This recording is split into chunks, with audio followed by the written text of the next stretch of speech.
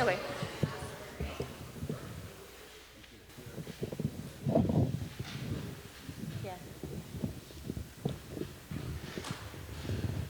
Good evening, everybody. So nice to see all of you.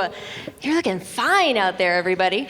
I am Katie Wisnowski. I am the founder and director of the Breaking Ground Poets. Welcome to our first slam of the season. Give it up.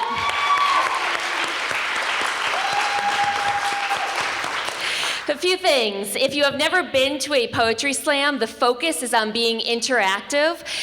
We have our 5 judges up here. Give it up for the judges.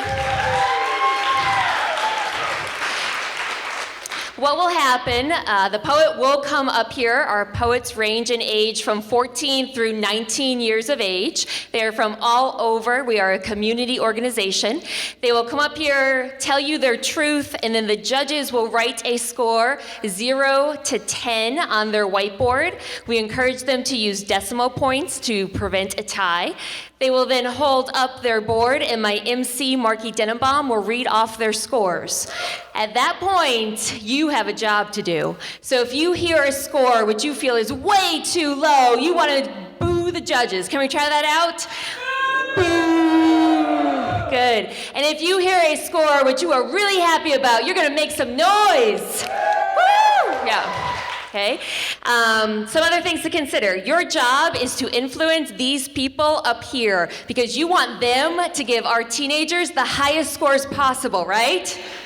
Yeah. And if a kid is up here delivering their truth and you like what they are saying, you need to get a little loud about that. So in poetry, we do things like this. Try out some snaps for me. Or maybe you're going to do one of these. Or maybe you're like me and you're going to give a Can you try that out for me? Yeah, that word, it like really got to the heart of you. Good job, crowd. Finally, you have to remember that for a teenager to get up on this stage and tell you what is really important to them or tell you something that they have been through which is really personal, that is kind of a really heart-wrenching experience. So you want to treat these teens like they are the greatest thing ever. So let's pretend that we have a 14-year-old on this stage. It's her first slam tonight. How are you going to respond to that poet? Give it up. Scranton. That was pretty weak. I'm not gonna lie, very disappointed. Let's try it again. Let's say I have a 15-year-old male and it's his first time up here. Give it up for him. Yeah. There we go. Excellent. We have 3 rounds. We will take a break after the first round, go into the second round, and then we will progress quickly into the third round. We have eliminations each round. We will drop the high score and the low score, and we will average the 3 middle scores together. On break, we have drinks and snacks in the back for $1 if you want, and we'll have some more things to tell you about as the evening goes on. Now, I would like to introduce you to my good friend, Marky Denenbaum, our host for the evening.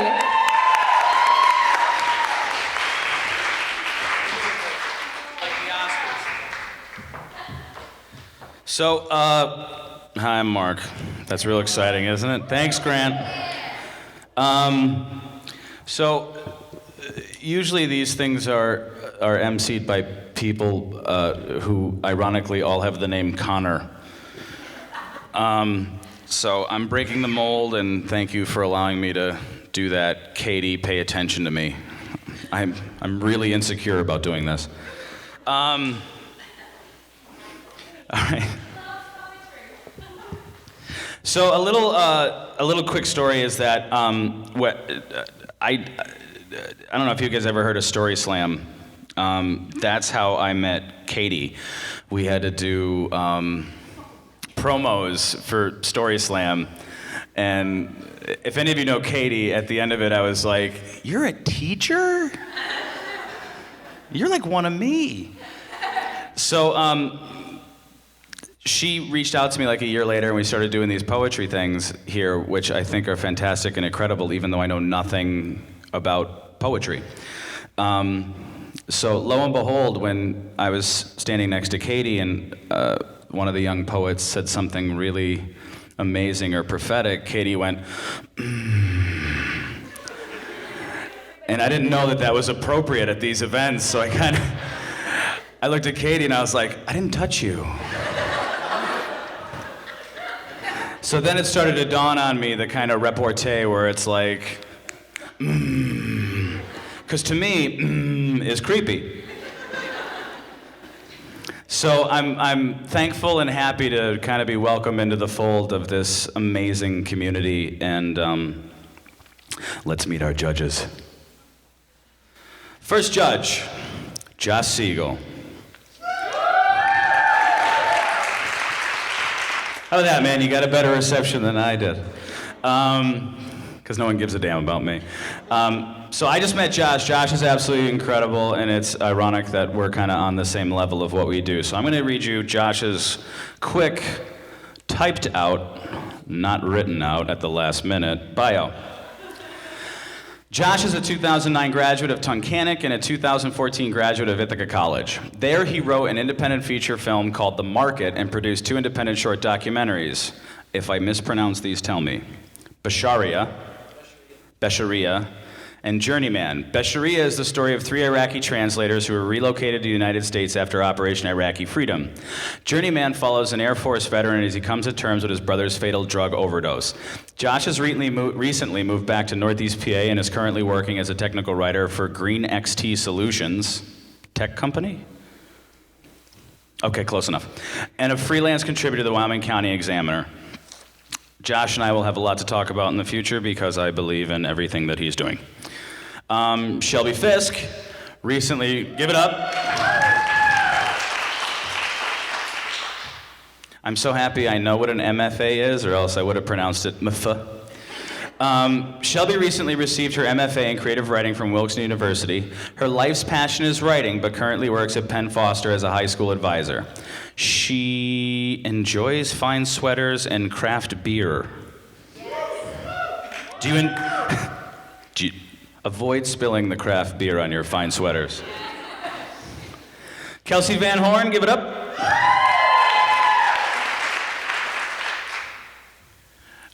I can't read this. Where did you graduate? Tunk. Okay. Graduate of Tunkhannock Area High School. Okay. She's a graphic designer and a major and enjoys outdoor activities and concerts. Okay, these guys wrote this inappropriately, so I just want you to know, like, there's no editor here, which will get us onto our next one. So, Kelsey's awesome, so that's all that matters. They didn't write anything for you, but they did it because I'm gonna do it. All right. So this is Rich Howells. Everybody give it up for Rich Howells. I feel bad for all the other judges because Rich is the one that I know and love, and I'm hoping to love and know you. I mean, not like romantically, but like in a poetry sense. Rich is one of the most fascinating, amazing, what's the correct word for this? Heartfelt, tall individual I've ever met. He's an incredible writer. He used to, I met him when he was writing for Go Lackawanna, and then he moved over to The Weekender, F The Weekender, and and Rich did some of the most amazing things for any artist, musician, actor, poet, anything. He was there, he never said no, and he gave you the time that you deserve that no one else was willing to give you the time for. So in my book, Rich is up there with, like, might be too much, but this is my book, Mother Teresa and Gandhi. So this is where I put Rich. He is now currently the editor and the runner of the website NEPA Scene. Check it out. He's finally got an opportunity to crush the man and make dreams come true, so he's awesome. And finally, I'm hoping you're Stanton. Wait, okay. Yeah, I just got real tight back here when you said, I don't know. Stanton lives in Allentown currently. You drove up here for this? All right, so you're one notch under Rich. Stanton has a heart of gold for driving this distance for these people. And all of these poets and everybody up here deserves Stanton to drive up here because they're worth it. Stanton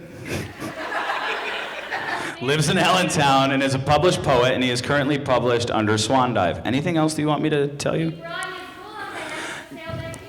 Stanton brought his book. It is for sale. Is it on Amazon? I'm not even sure. He's not sure if it's on Amazon, but you know for sure that it's back there here. And how much? 15. Yeah. Is it a hardcover? Does it have pictures? Like I said, I know nothing about poetry or the arts. I somehow fell into this, so I'm the guy who's like, $15. Oh, well then it's worth it then, because it's like the collector's box set of all how awesome he is. All right. So get it in the back. Bailey will make change for you, so you can purchase it. And let's move on before you guys get annoyed at me.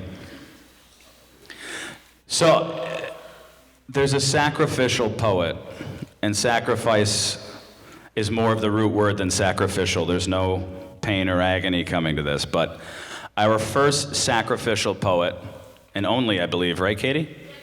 Okay, is an amazing individual. Bailey, you ran for class president, right? All right, well then Bailey. I thought it was the other. Sorry, Bailey. It's my first time doing this. So I didn't know you were going again. I'm sorry. Don't be mad. So Bailey is the intern for Katie, which if you know Katie, congratulations, Bailey, and God bless you. I've had so many email correspondence with Bailey, and I finally got to meet her for the first time today. She's absolutely wonderful. She's amazing. She's smart. She's gifted. And she's going to be the sacrificial poet. So come on up here and give it up for Bailey.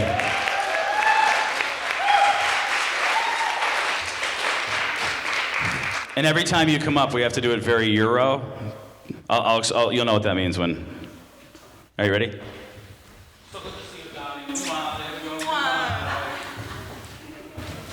Thanks, Mark. So I am the intern for the Breaking Ground Poets. I work for Katie. She's an amazing woman. She does amazing things for these kids. And if you guys just have like some extra wads of cash at the bottom of your pocketbooks, just like throw them at her, because we need it. So just throw the money at her, and that's my spiel. I'm so excited everyone's here tonight. You guys have so many great poets ahead of you, so enjoy, and here goes my work.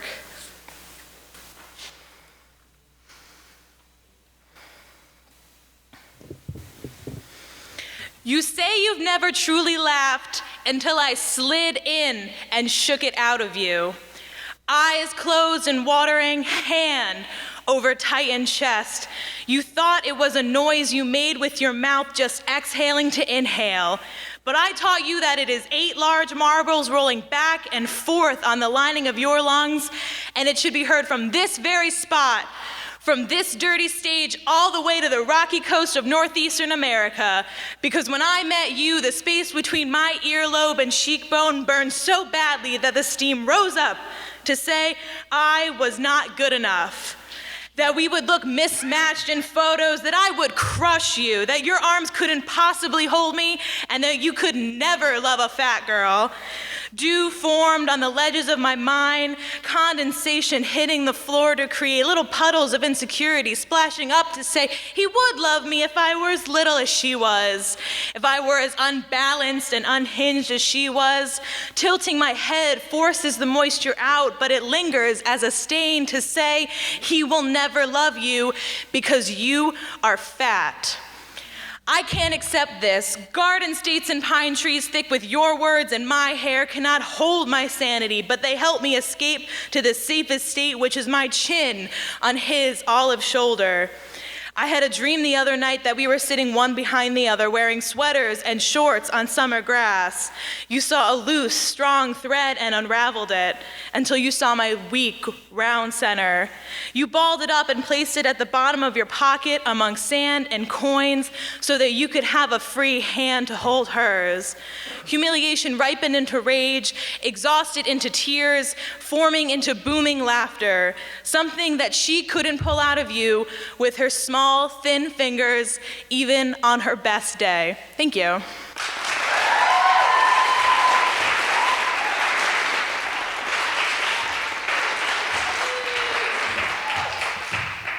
Give it up again for Bailey.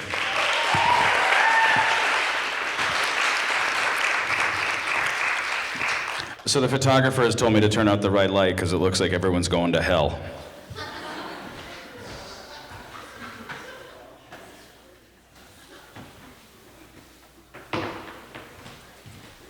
Is that more angelic, Tom? So, sacrificial doesn't... Oh, she gets scores, all right. We're gonna judge you, Bailey. Yeah, to warm up the judges,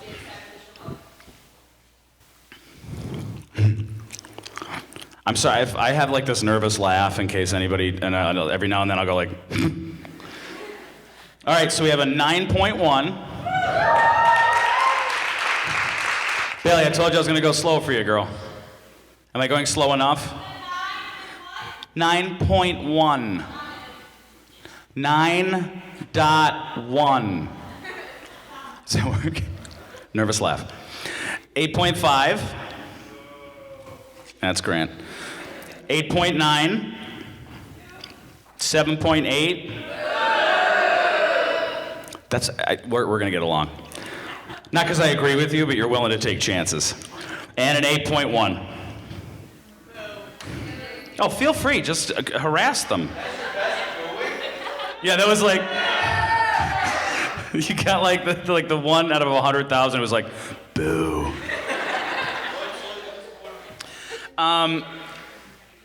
Next up is Maggie Gilbertson, and give it up for Maggie.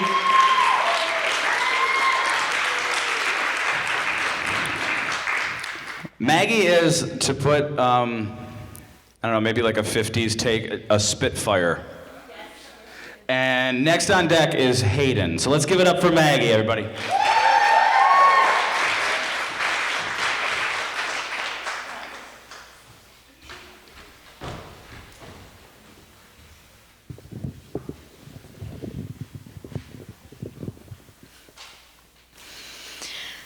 I am straight.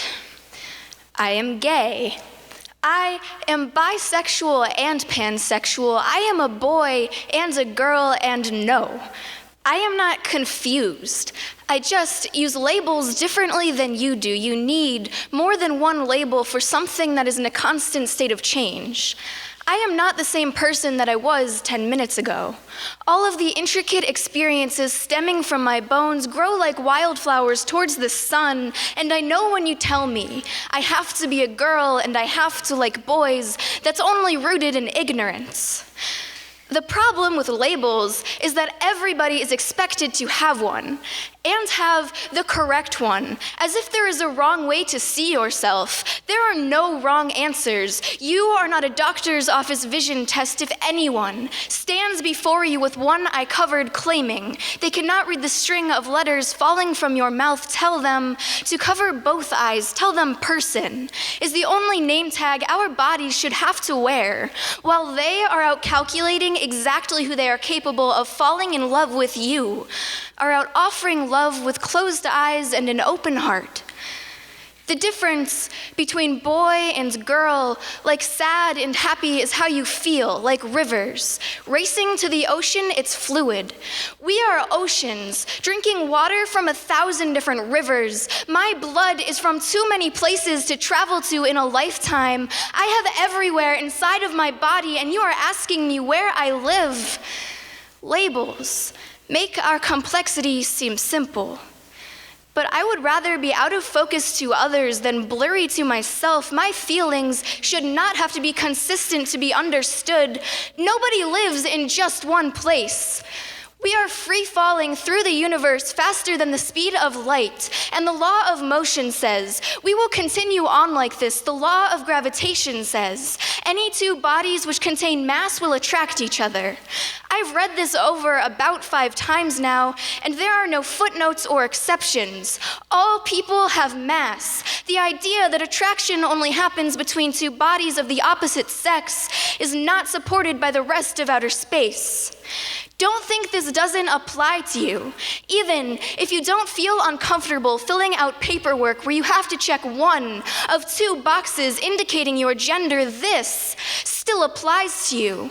You are still clothed in stereotypes. I bet all of your clothes were either pink or blue when you were little. I bet you were always assumed to be straight. What if I told you that we are made of zigzagging constellations, and to mold your beauty into a straight line is to close the curtains on the window of your sunrise? I am not straight. I am not gay. I am not bisexual or pansexual. I am not a boy or a girl. I am a person. Thank you.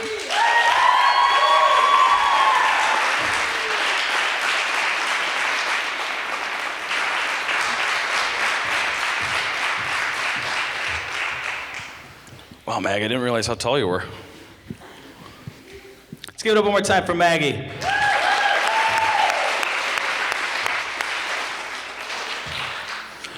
Tabulating, up next is Hayden, and on deck is Mitchell. Just like saying it like that, like a cruise ship guy. All right, so the first score, you ready, Billy? 9.5. 9.8. 9.3. 9.3. And 9.7. Give it up for Maggie. Up next is Hayden. Come on, Hayden. Come on, girl. I don't know of anything really to say about you besides you're awesome, so. Is that good enough? Like just one word? Here's Hayden. Awesome. Give it up for Hayden, everybody.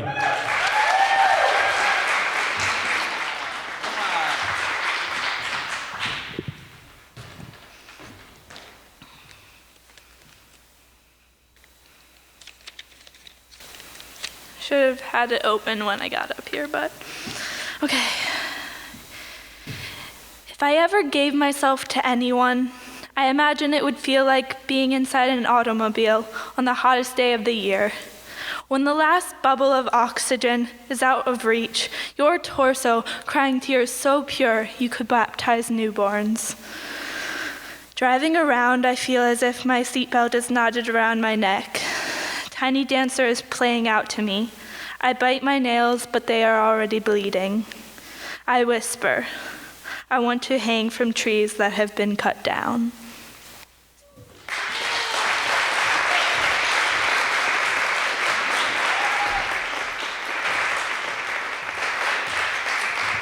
Come on, give it up for Hayden.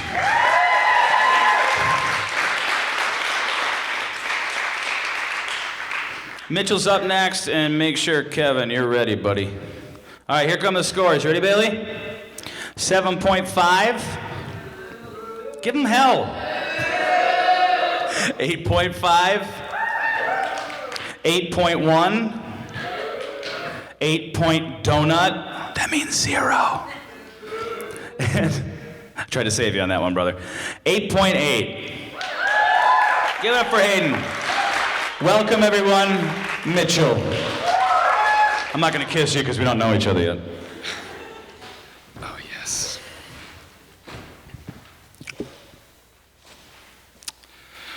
When we were 12, he would play Monopoly by himself. He was always the car, and would hop past the Pennsylvania Railroad and collect free parking. At times, he got a chance, but he always ended up going to jail. His room reeked due to an overrun AC and strawberry Febreze. Sock drawers would have concealed Ziploc bags of things a 12-year-old should not have. His mom played dumb and would mistake his Adderall for Tylenol. At 13, we used to pop our pimples together. His mirror would turn whiter than goth skin. Our faces burned Kool-Aid red. At 14, He didn't ask me what I want to drink. He ate healthy, chips and water, some Coke too, a pack of Newports, and on a cheap day, some Sonomas. The cigarettes, let's say, they were never crushed properly. In their ashtray, they would just set off their emergency smoke. They never ceased to just make me choke. At 15, I remember choking when incense fought cannabis. I remember how he refused to kiss his mother because his mouth, laced with PCP, was hotter than a baker's oven set to 420. At 16, I tried to use the Monopoly hat to cover up his car's burnout strips. But it didn't matter by this point. The car had already crashed into the boardwalk and already started to rust in angel dust. At 17, right now, I stand on a stage, and he sits in his lazy boy. I've made new friends, and so has he. His new friend seems to get in his head quite a bit. Her name's Pretty. Her name is Heroin.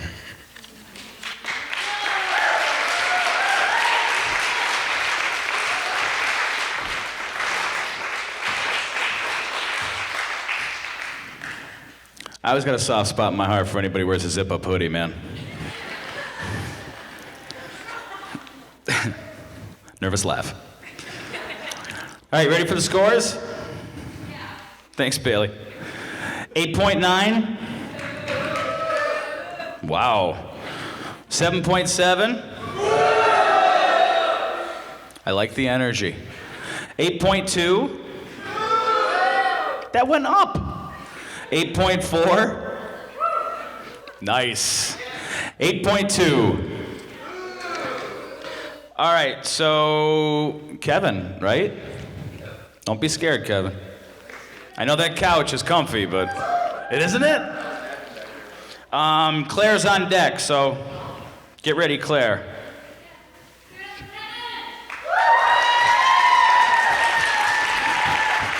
Katie's like stealing my job. Thank you, man.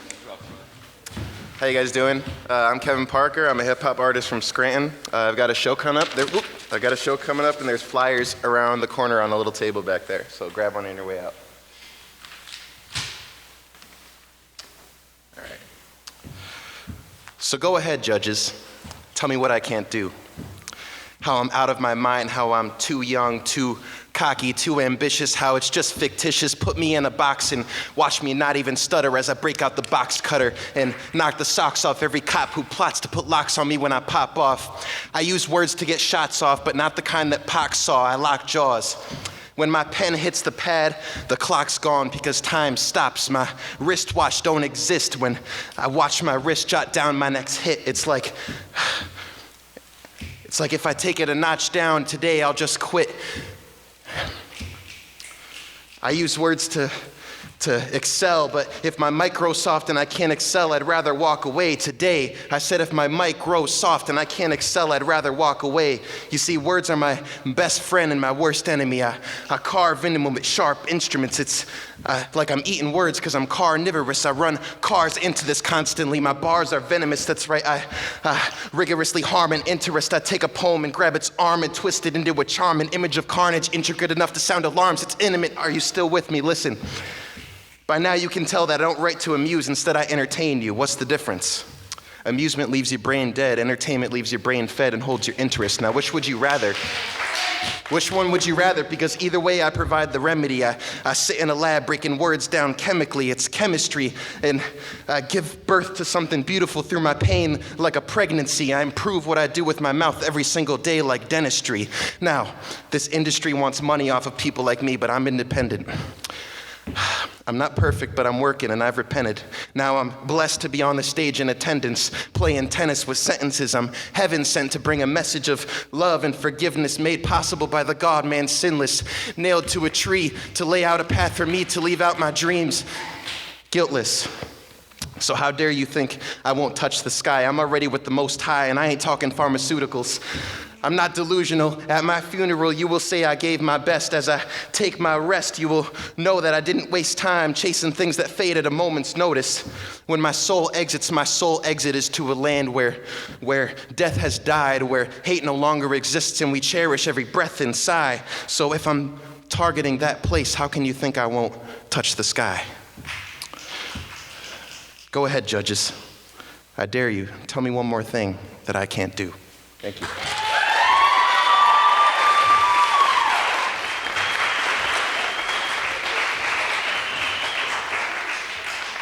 Give it up for Kevin.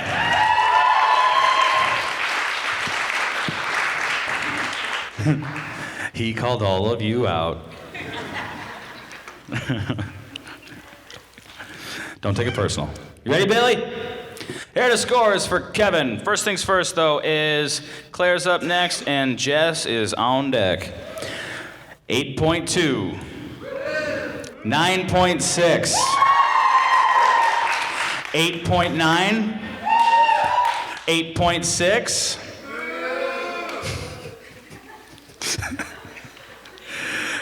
I might need to escort you out of here.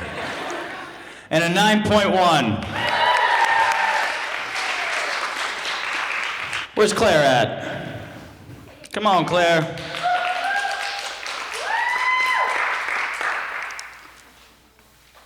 See, this is the awkward part where you got to keep clapping. Give it up for Claire!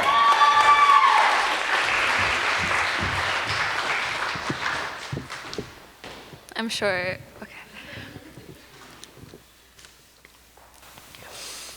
To all the people afraid of change, look, I know that fire is hot and scary, but how else are you gonna eat in the winter? How else are you going to survive? You say the golden generation has come and gone, and that we've got big shoes we're not filling. You say opportunity is out there ripe for the taking, so go on, champ. Just go on and take it. But the second that what we want doesn't fit some archaic stencil of what's acceptable, the second that what we want doesn't mesh with what you want, not so fast, champ. All of a sudden, it's a tragedy that someone can love who he wants to. It's a tragedy that women don't know their place. You lament the dissolution of real men and good little girls. The real tragedy of the modern era is the denial of self. You've raised us on a trellis of false hopes and mirrors that only show our own shame of what we are. Anyone who deviates from the perfect norm has something to be shameful for every day. You set standards on what it means to be human, so we start to believe it too, that we're less than human, and we try to hide it, but the guilt seeps out of our skin cells like sweat. Yes, maybe change is an inconvenience for you. Maybe it's a leap into the unknown that you don't have the faith or time for. Maybe you're tired of this discussion by now. But why is it only your comfort that counts? People are dying because old dogs can't learn new tricks. Kids are dying because there's not enough air for those whose identity makes others afraid. We're populating our cities 6 feet underground with what might have been. Stagnance isn't an excuse anymore, and blame isn't the free ticket out. How do you expect a flame to ignite when we're caught in the rain without an umbrella? How can we think we're worth anything when you deny the existence of our corporeal selves? Feel what it means to be human, to deserve your own weight, and let me tell you, we can feel that too. Desperation to mean something is the only thing keeping us alive right now, but it's the only thing we ever needed. If you won't help us, we'll do it ourselves. To all the people afraid of change, a flood is coming. You better learn to swim.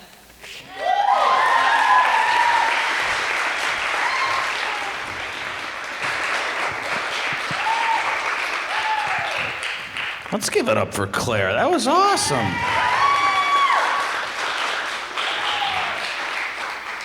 All right, so coming up next is Jess, and then my personal favorite, Mei Ling, is on deck. I'm not saying it to play favorites, it's just because I know her, and it was the only person I could say that about, so I like you so much. Is that a 5? Oh, okay.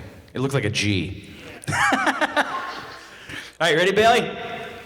9.6, 8.7, 8.8, 9.5. Maybe I won't have to escort you out of here. And a 9.3. Give it up for Claire. Jess, you up? Oh, you're Jess. You're next. That's why I knew that I'm like, oh, I like Jess. All right, so you're the new personal favorite for the next 3.5 to 5 minutes. Does that work? Maybe longer than that. All right, one more for Jess.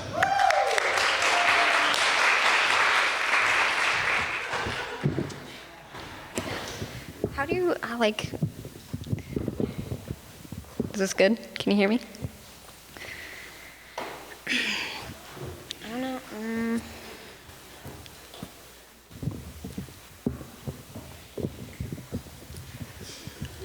I'm gonna take an awkward second to fix myself. A, B, C, D, E, F, G, H, I, stop. Go back to a time where we are infants. We listen to our mothers, our fathers, siblings speak to us. Words. From the time we are children, we learn about language, about words, learning and using our vocal cords to create words before we even know how to write them. When we go to school, we learn what order the letters go in, and phrases naturally come along as we go through life. We sometimes learn from elders or friends and learn to repeat things, which brings me to the question, why? From generation to generation, we learn about morals, right and wrong. So why is it that some people are taught that loving the opposite sex is the only way to love? Why do we teach each other in places that are deemed holy if we are not loving everyone under whatever we believe in? Please stop throwing your Bible verses at me. I am human. I deserve to love. Please just let me love. And while you look at me like I'm an alien from outer space, keep in mind that I feel the same emotions. Please put yourself in my shoes and realize what you're saying. Please let me ask you the same questions. When did you decide you were straight? Oh, you didn't decide? Interesting. And you also can't come around my kids because you might influence them to be straight. How do you feel? You can't have two opposite gendered parents. Your kids will be crazy. How do you feel? Please stop standing up for your rights. You clearly aren't as good as gay people. No duh, you're discriminated against. You're not the norm. How do you feel? Excuse me, madam or sir, but could you please tell me what I'm doing wrong? Because love is not set out for one kind of person. The answer is nothing. We love because as humans, that's what we're meant to do. But this hatred has to stop. Don't throw your sharp dagger swords at me. I am a human being. Just like you, step into my shoes, 1 foot over the other. I'm not much different than you. Step into my shoes. I have small feet, but my heart is huge. Silence will not cure the problem. Fight for all the days that people have wrongly had taken their rights away. If you think it's no big deal, let me refresh your memory. There are numerous cases of people getting beaten up on a pulp daily. No, I didn't decide. I can't help who I am. In some countries, it is punishable by death. By death. Killing one another is wrong. You know what isn't wrong? Falling helplessly in love. Marriage. The feeling of butterflies in your stomach when your person walks by. Being able to feel at home with someone. Please open your eyes. I want to love as freely as you do too.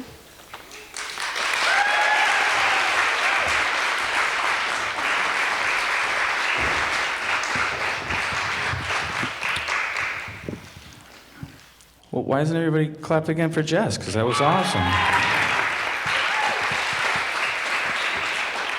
I don't really want to bring this mood down, but Rich, I figured I should tell you is that ABC canceled Manhattan Love Story. So, there goes our Mondays. All right, so Maylene's up next, and then on deck is Skylar. You ready, Billy? 9.1. 8.2. 8.9. Nothing for that. All right, goes okay. You might get something for this. 7.9. You're the Simon Cowell. And an 8.4. Let's give it up for Jess. Maylene, you ready, dear? Prepare to be wowed.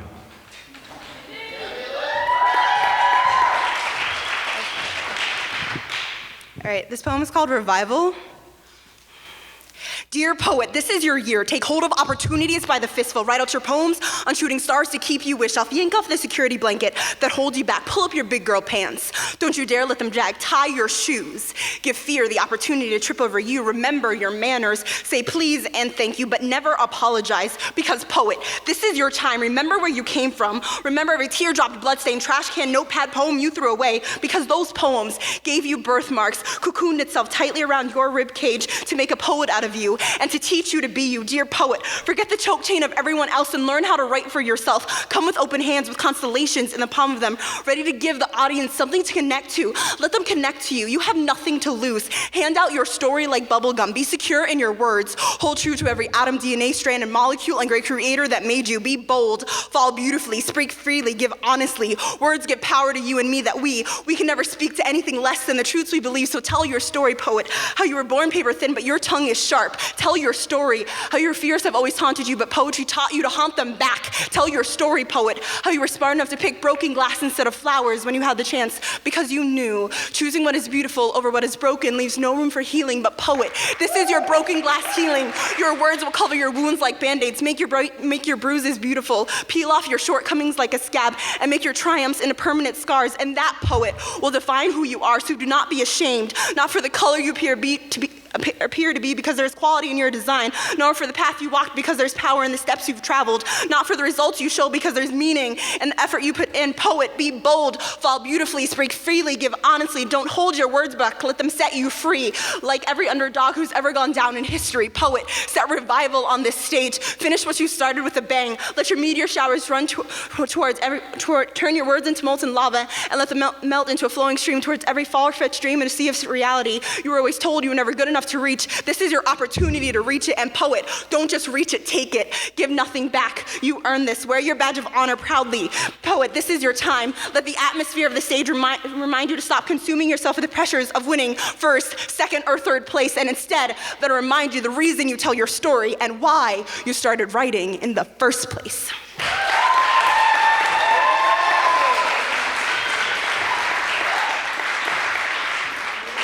Give it up again for Mei Ling. Skylar's next. Abby is on deck. So just real quick, back to pop culture news. On a good note, they did cancel Honey Boo Boo. So that's not just good for poetry. That's just good for society. Don't. It's okay to like it. You just don't say it out loud in front of a group of people. That's all right, I like chick flicks. It's all right. Notting Hill. All right, here we go, ready? 9.5. 9.5. 9.2. Every time you say something, nobody says a word about you. Yeah, it's just like, oh, she wrote that. 9.5 and 9.3. All right, everybody, give it up for Skylar.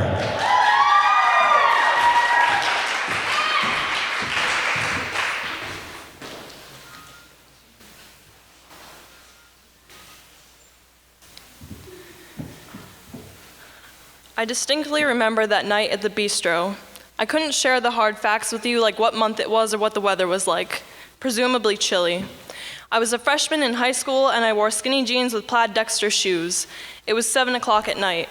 I sat crisscross on the floor near people I no longer speak to.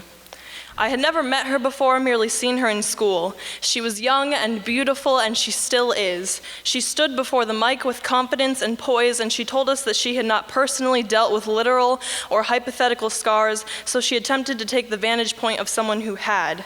She spoke of blackbirds and sung song lyrics mid-poem. I wasn't quite sure how I felt. This was the first time I had actually heard poetry read aloud, let alone performed. I noticed birds fluttering on her wrist. From that moment forward, I've wanted to thank her for organizing every open mic, poetry slam, writing workshop, social gathering, and international competition. I've wanted to thank her for presenting myself and all these other teens with incredible opportunities we probably would not have found on our own. I've wanted to thank her for putting our community on the map and for reasons worth talking about. I've wanted to thank her for never giving up and for disregarding all of the negative criticisms and objections of her actions and ideas. And I wanted to thank her for an abundance of other things. So, here it goes. Dear Katie Wisnowski, thank you for teaching me that when I stand like this and like this, that I will feel more confident. Thank you for teaching me that I have a voice that will make people listen. Thank you for showing me that I will not stutter when I speak if I am passionate about the content. Thank you for providing me with an outlet when I needed it most. Thank you for teaching me to be loud and to echo in people's hearts. Thank you for unleashing my competitive side. You know, when you originally started teaching poetry in English class, I got so frustrated reading each and every piece because none of that shit rhymed. But now I have an entirely new outlook on poetry. Without you, I would not have known that there was a genre of poetry to be performed, that this whole thing that we do every day is known as the spoken word. I did not know that I could transform this nervous pipsqueak voice in my mind into a powerful noise that makes people listen. You taught me how to be free. You lifted me up when I was feeling down and you supported me throughout high school. You glitter bombed me with an uplifting letter when you knew I was hurting. You figured me out and understood me when no one else was able to. Thank you for being kind and wonderful. Thank you for giving me a place where I can break ground.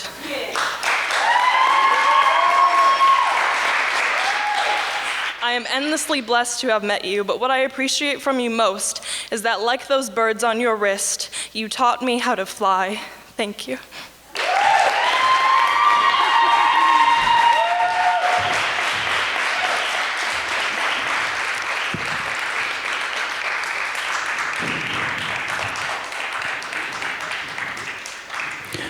All right, two things. Katie, first thing is, and the second thing is, good thing you're not judging. Give it up for Skylar and give it up for Katie. Abby's next and Cassie is on deck.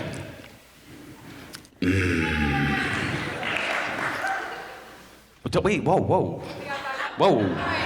I don't like people creeping up on me. What are you? When I'm in a restaurant, I sit in the corner with my back against the wall. What are you doing? Jesus. I would have jumped off this stage in front of all these people. All right, nervous laugh. 9.7. I've never seen this score. 10. 9.6, 9.3, and 9.1. Give it up for Skylar, come on!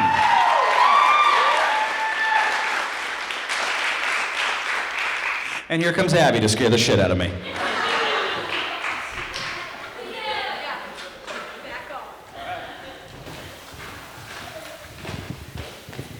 It's gonna tip over.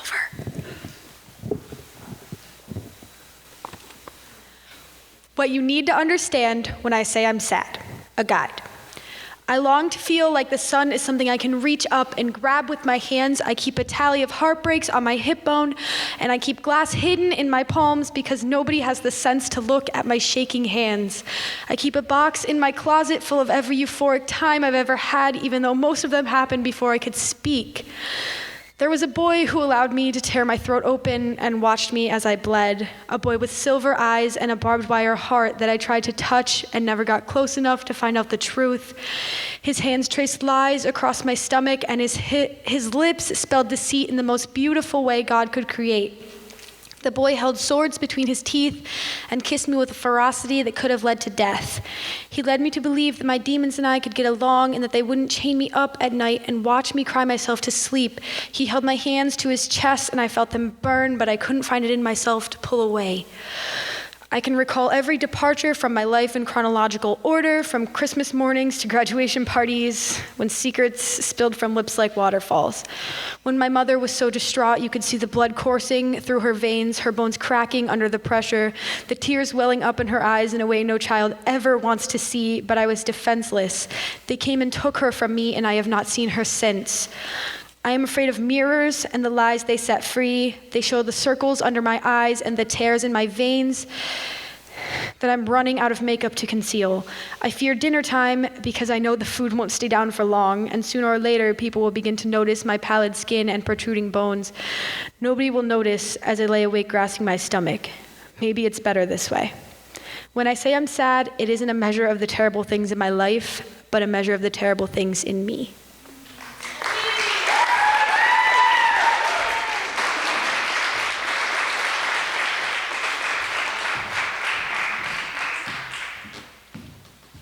See, I didn't sneak up on you.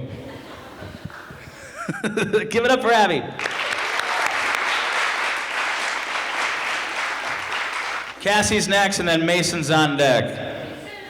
Mason! That's all right, guys. I'm waiting for you.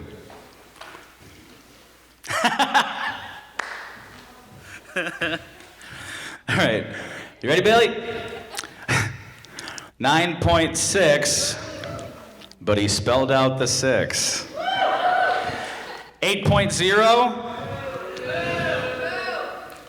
That's all right. They're 9.7, 9.6, and a 9.2. Give it up for Abby!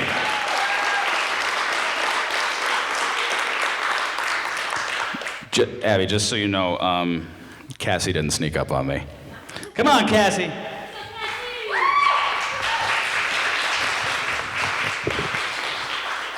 Hello, everybody. My name is Cassie Miller. And besides everyone, who says that rhyming is out of style? Because I can bring that style back. This one is for the mothers out there and the kids who completely understand and relate to this one.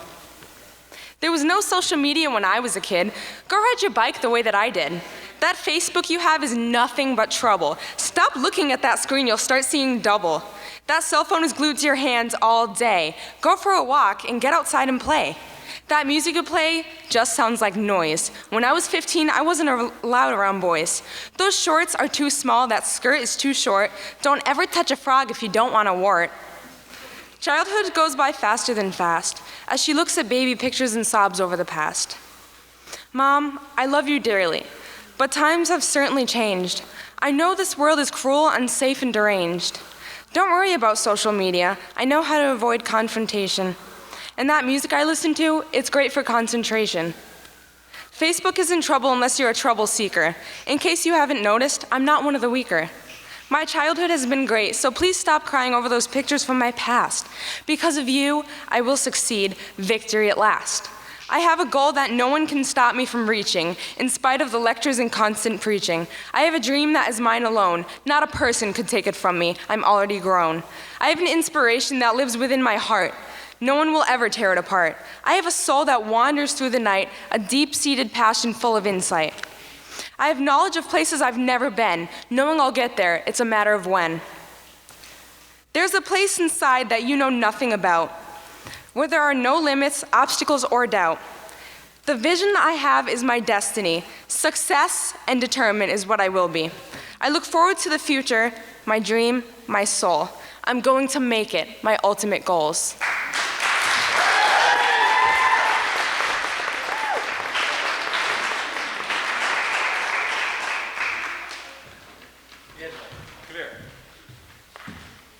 Give it up for Cassie.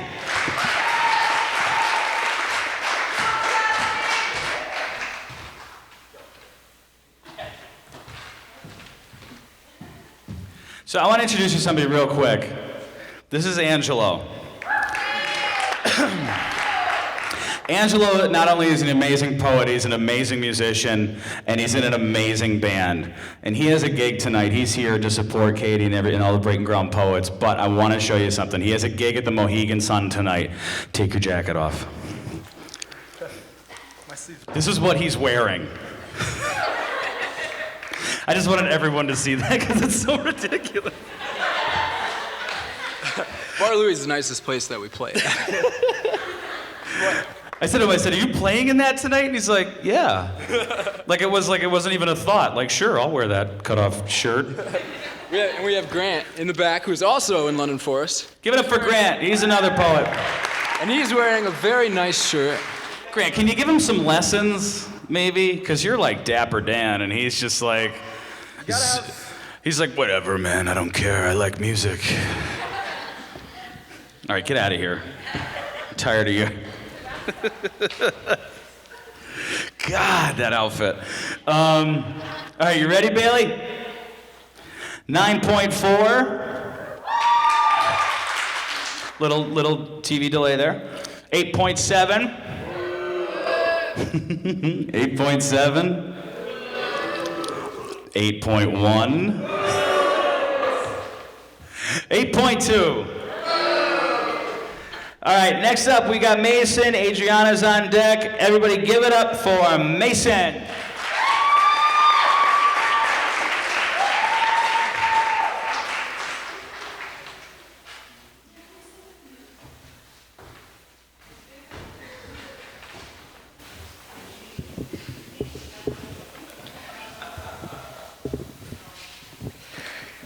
I've been told by a wise man that love is rooted where our hearts were born. I hope to God, no, the feeling of my ribs busted out, the thought of being locked to the bridge of an eternity. I'm surprised no one has jumped yet. You go, Golden Gate, free them all. Old money laces the veins, tightens the throats of children roaming late night streets, blowing hazes from their sun-dyed teeth. No matter what, the donut shop will just be for the druggies. Cops will always be the bad guys. Then teachers befriending students because education has been run out like Frankenstein. Pitchforks and rocks have simplified into, I'm going to blow up the school. Then you get the one who makes befriending them the terrible, terrible indie remake.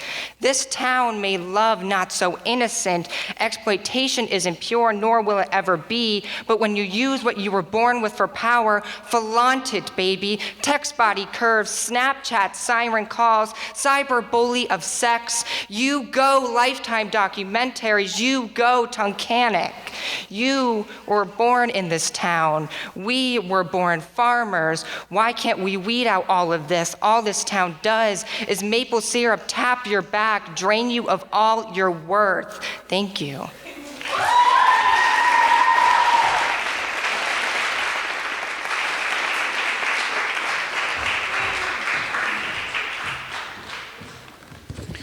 Sorry, I was in the back trying to find other clothes for Angelo to wear tonight. Give it up for Mason, guys, come on. Up next is Adriana, and on deck is Aiden. I just dawned on me that you have stick figures. You've been doing it the whole time. I feel awful. Your art's incredible. His is artist, not so much. All right, you ready, Bailey? Yeah, your stick figure has an oval head. It doesn't make sense. 9.3, 9.6, 8.9. See, now they're starting to give you attention. At least you're getting booze. 9.3 and a 9.7. So in the back, I just met this fantastic young lady named Adriana. Why don't you put your hands together and keep them clapping until she gets right here, and then clap for like 2 more seconds. Ready? Ladies and gentlemen, Adriana.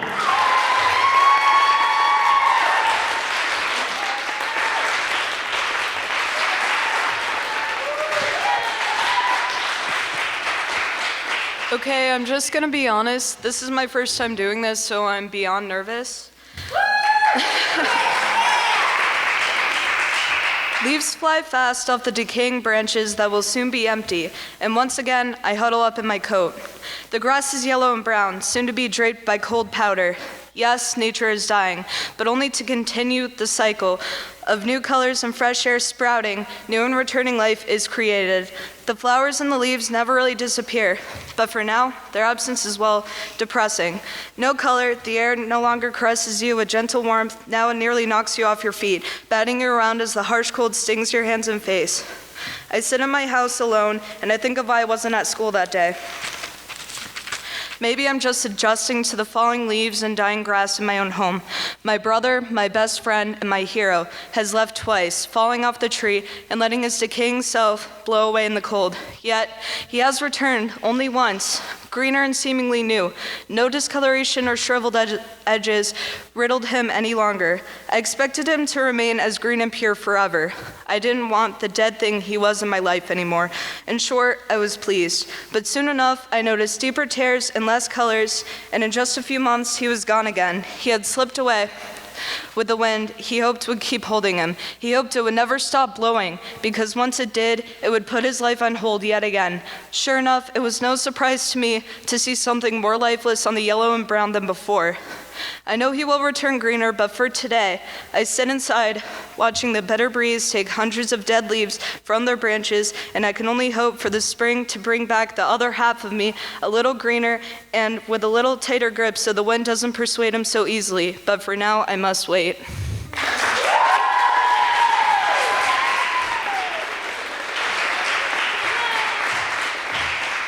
Give it up for Adriana!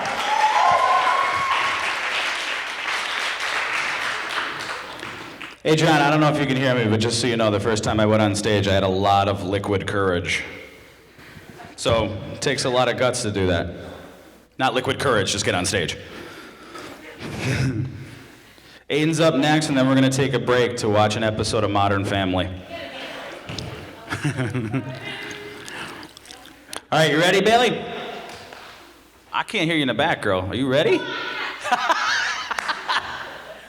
8.8. 8.6. 8.7. 8.1. We have a panic room in the back for you to go in. 8.4. All right, so that's how that goes. And up next we have the amazing Aiden. Aiden, come on up, buddy.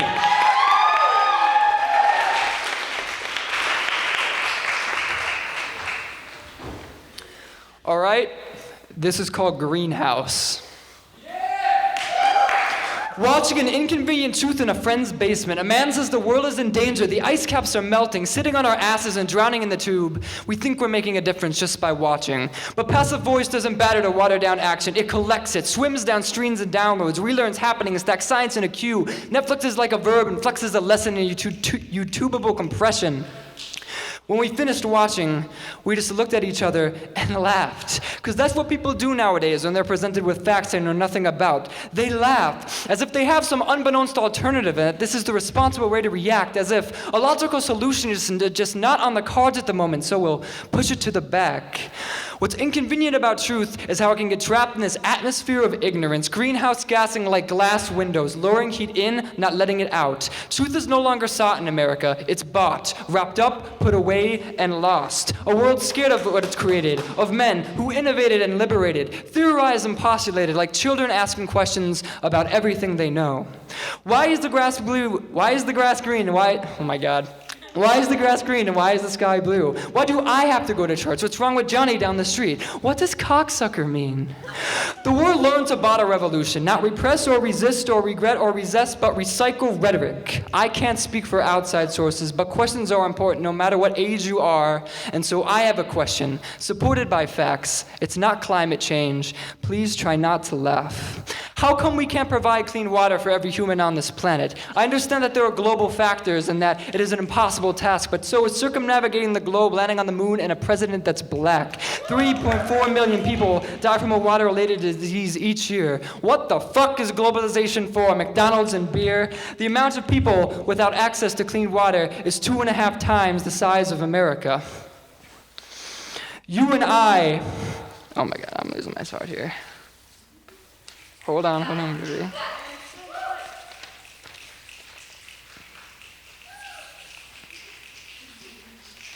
You and I taking 5-minute showers use more water than developing slums use every day. Our generation spends $1,287 on coffee every year. If we cut half of our annual consumption, clean water and utilities could go to one of those slums. More people have cell phones than toilets. That's the problem, where our innovation lies. Hashtagging Save Our Girls while we watch as they die, allowing ourselves to quickly transmit the worst of humanity, yet never being able to stop it. Letting it into our society, keeping it from getting out. And when every 21 seconds a child dies from a water-related disease, I want Google to assure me 22 were cured in Belize, and that there is an organization devoted to installing sanitation systems in every third world country, and that everyone is able to drink water, Apple, not be able to access the cloud 3 seconds faster with 4G. Because Al Gore told me that Earth's a greenhouse, and I laughed at him. Mostly because he said he invented the internet and lots of other shit, but also because we aren't doing a thing to give these people clean water. Next Starbucks run, just remember, you and I save half the money we spend on our lattes. We can change the world. Let's break this bottle of revolution open and let whatever's inside carry us to new heights. Thank you.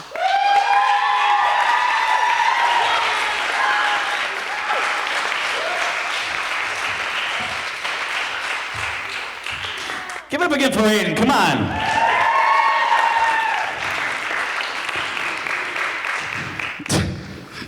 Real nervous laugh. So I'm standing back there, and I'm trying to, every point he brought up is incredibly important, but I really want to know, what does CS mean? I can't say it out loud, I feel horrible. So if you guys can, make sure you do hashtag BGP, hashtag 258, what does CS mean? And then tell us what you think that means so that Aiden can finally know, because these other problems are way too big for us to handle, but what does CS mean? We can get there together.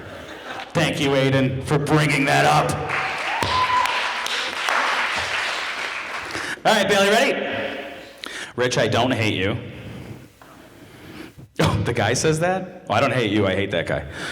9.5, 9.7, 9.4, 9.0.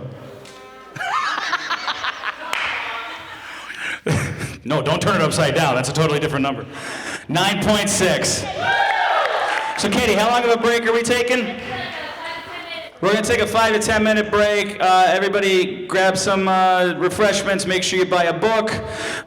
Throw some money in the kitty for BGP so we can keep this stuff going.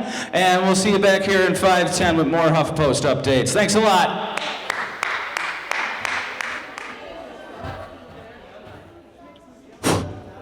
Could everybody come back, please? So I don't have to beg and plead and borrow and steal and cry.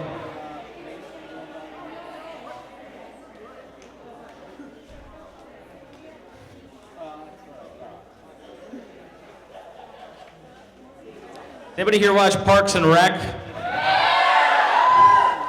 Can I play for you my favorite moment on Parks and Rec that I've ever heard? All right, ready? Of course it's Ron Swanson, but... History began on July 4th, 1776. Everything before that was a mistake. History began on July 4th, 1776. Everything before that was a mistake. Love me some Ron Swanson. Everybody making their way in? Is anybody outside eating Go-Gurt? Who did? Shall I wait? I can tell you anecdotes about sobriety. I'm Mark, I'm an alcoholic. Hi, Mark. How's everybody doing? You guys having a good time so far? Wow, that's really ambitious. How is everyone doing? Are you having a good time so far? So just while everyone is kind of on their way back and getting in their seats, Kevin's the first one up and Maggie's on deck. So, just a little aside is you know, for any of you that don't know me, I'm a filmmaker. Most of the time I get trapped in the corporate commercial world and I never get to do anything not worthwhile, but most of the time I deal with nonprofits and stuff, and it's always a lot of, basically I'm making corporate videos or commercials about sadness. And I'm really honored and happy to be a part of being up here with all this, because what none of you all realize is that, you know, it's a little bit of light in the darkness. So please give yourselves a round of applause for making my life a little bit more bearable. And there's nothing better than crazy Wisnowski texts at like 1 a.m. I don't know what's happening tomorrow, blah, blah, blah. That's my text voice for her. Usually it's just like, we don't have water. And I'm like, we don't have water. All right, so is Mike around? Or Kevin? Yep. I don't know why I get the K's and the M's mixed up.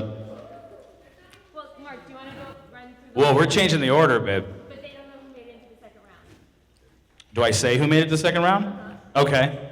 In no particular order. You didn't tell me this, Katie. This should have been a 1 a.m. text message. All right, so the second round is Maggie. Feel free to clap. Obviously, Kevin. Or in my mind, Mike. Claire. Mei Ling. Skylar. Abby. Mason. Adriana. And Aiden. So sorry I didn't say that. I put a tweet out, but nobody got it. So give it up for Kevin. Kevin's up first.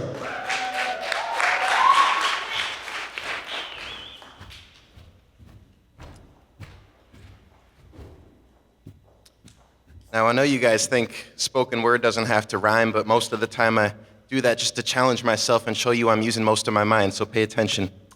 I'm here today to be honest with you and expose my flaws. Hopefully, in sharing my pain, I can expose my cause. Now, you see, I've blown a lot of opportunities I've been given. I had to reality check the reasons I've been living. I've gotten comfortable and apathetic. I've been chasing an American dream, and we all know deep down that's pathetic. Now, my motivation should be more than a white picket fence, a dog, and financial stability, but I've been trying to reach these objects and accolades through my mechanical ability, trust in myself. Selfish ambitions cloud my judgment. The smell of my pride and arrogance pungent. My concern for other people was non-existent. My composition for this competition was persistent. But to get up on this stage and show all of you here how I'm the man. But when I got up and I came to this microphone, I realized I'm just a man, a human, one person. What can I possibly do alone? And where was my concern for other people far from home, like the women and children raped and killed in the Middle East? Instead of thinking of them and lending a hand, I ran. I got into this word game to impact people positively, but instead, I became only concerned with my plan. But that will never happen again, like a Holocaust, because living for myself has proven to be a hollow cause. Empty and worthless, no one will care, going to and fro to show my skills as if I was nice round hair. Pay attention, I said fro and nice round hair. That was a hairline. From now on, when I write and my words fade, I aim to split wigs and tear spines. I want to take you to heights you've never seen before, like an airline. I will no longer make you wait for this ride like a fair line. So in fair time, you'll see me growing and mature. But to grow, sometimes you've got to be planted in manure. The lure is money, fame, power, possessions, but all of those are lies and they fade away. That's the point of this confession. Now, when you admire my wordplay and clever metaphors, don't look at me. I'm just a reflection, living my dreams, making word inception for you to look at he who made the stars and gave them each his own name and took my punishment for my sin as if it was his own shame. And don't get it twisted because it's his own game and I'm just the game piece. I hope you remember the message that I gave when my name ceased, because when the fame ceased, you got nothing left to claim or lease. And I hope I got my point across in sharing my pain. Peace.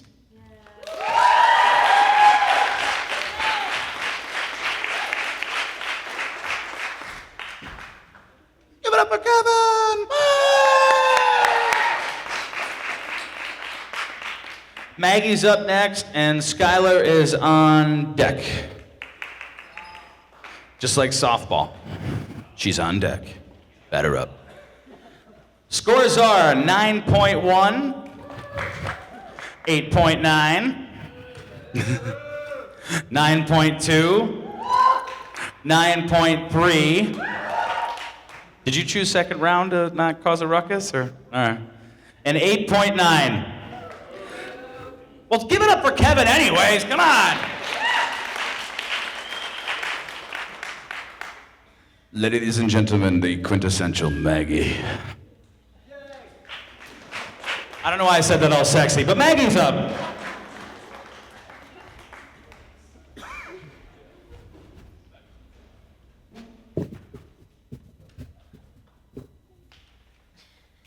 Five reasons why having your period is actually the worst. 1, it's horrifying. I've been getting my period for 6 years, and when I wake up in the morning and go to the bathroom and discover blood in my underwear, it's still scary. You wake up, the sun is shining, it's the weekend, and then boom, instant tears. And then you go through the grieving process for periods. Frustration. No! I had a nice outfit planned for today, and now everything is ruined. I'm not having kids anyway. Sadness. I guess I'll just spend the week watching My Girl and eating brownies. I got this.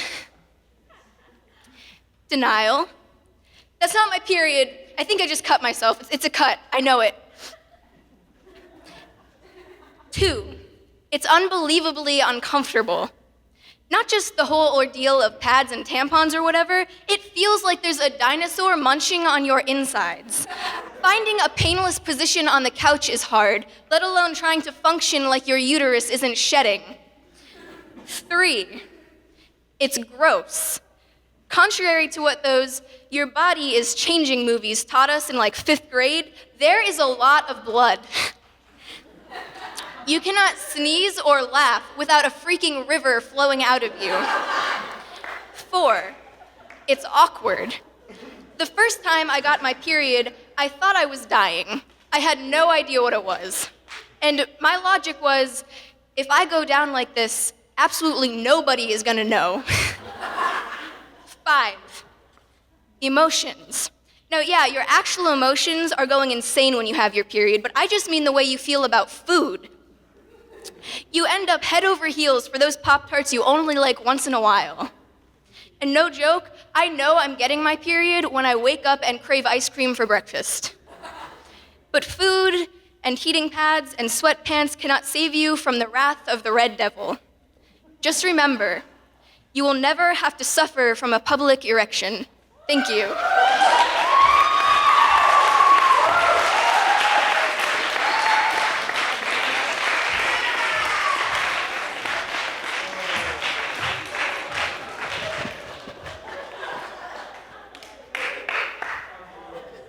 Maggie, all I want to say is thank God somebody finally wrote a poem I can relate to. Let's give it up for Maggie.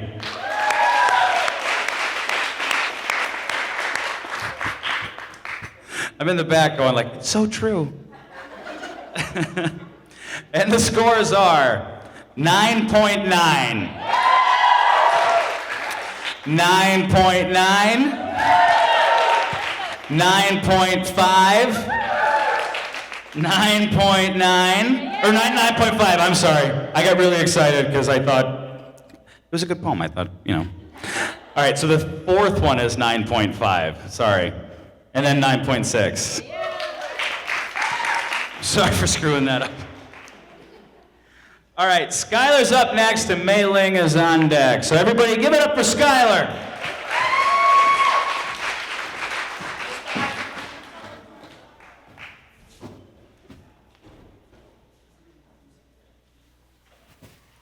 This poem is entitled Brain Dissection. She is made to feel like she needs to be fixed, as if she is a problem. Her flaws are clawed out of her pores by ravenous girls who pin their own imperfections on her, as if cleansing themselves of everything they've fucked up in their own lives. So I say to her, allow someone a sneak peek inside. Let them take your flaws and your fears to the paper shredder, and although it will feel like each tiny fiber is being splintered, like separating the dura mater from the cranial case, rejoice. You don't even know what that means, but I did a brain dissection last week. It was tough.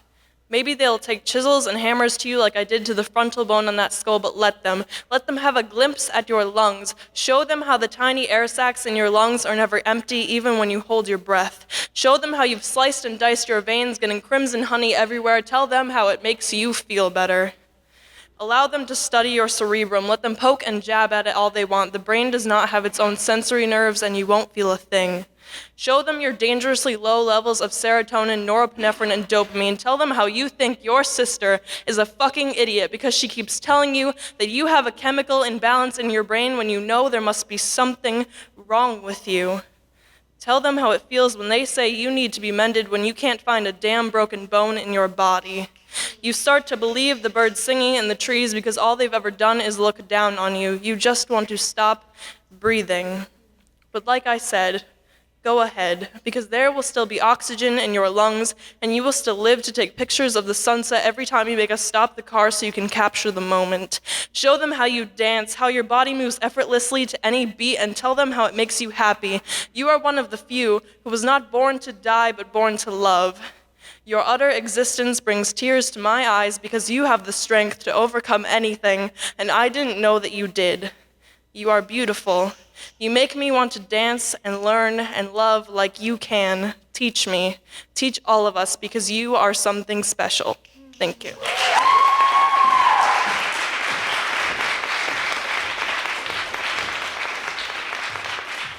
Go again for Skylar.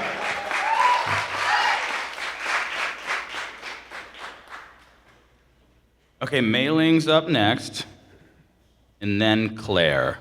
Claire's on deck. I hope that's right.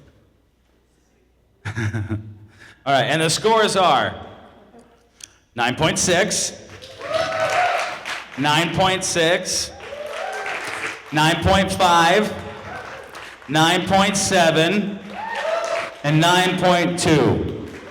Give it up for Skylar, come on!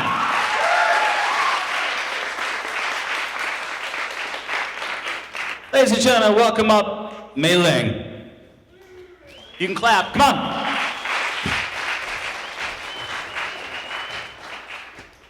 This poem is called Christopher. Dear Christopher, you will always be the best part of me, and I'm sorry that I got to live and you had to die, but I want you to know your death killed me too on the inside. Ever since I was 9 and learned your silence was your only cry. I'm sorry I can never celebrate your birthday because you were never born. I guess your body was too frail and worn to leave the womb, let alone the hospital room. The day you didn't take your first breath was the day I started to hold mine. My lungs were lassoed to my ribcage like the dead man's noose. I thought time was supposed to teach me how to breathe without you, but that rope felt tighter at the very thought of having lost you. 18 years later, that noose is still yet to feel loose. I was told time would heal me, but all it has done to me is make me count the days that you are not here with me. October 25th, 2014, 6,753.